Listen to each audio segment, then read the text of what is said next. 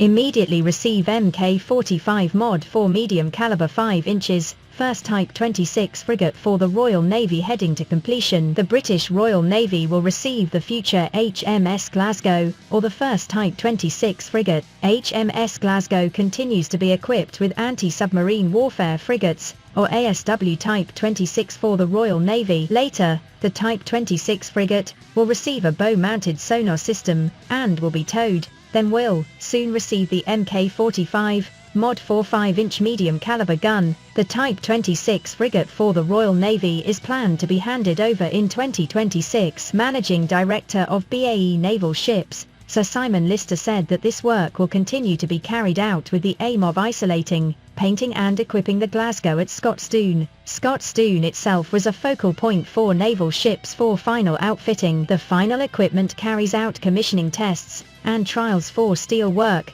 and large ship construction activities. This large ship's construction activities were carried out at its sister yard, Govan, which is located on the south bank of the Clyde. Later this ship will be moved to the wet dock for final testing and commissioning in the fall of this year. The Type 26 frigate is a warship in the 21st century, which will later replace the Type 23 frigate as the workhorse of the fleet, and it will carry out the Royal Navy's three core roles of war, maritime security and international engagement. There are 8 of these ships. In one ship there are 157 crew on board, with a speed of approximately 26 knots high speed. The Type 26 frigate is designed to protect the country's strategic deterrent, and the new Queen Elizabeth-class aircraft carrier from enemy submarines. The ship is expected to carry out missions across the spectrum of Royal Navy operations, in complex combat scenarios to counter piracy as well as for humanitarian and disaster relief. Has small caliber weapons, because all warships carry small caliber weapons,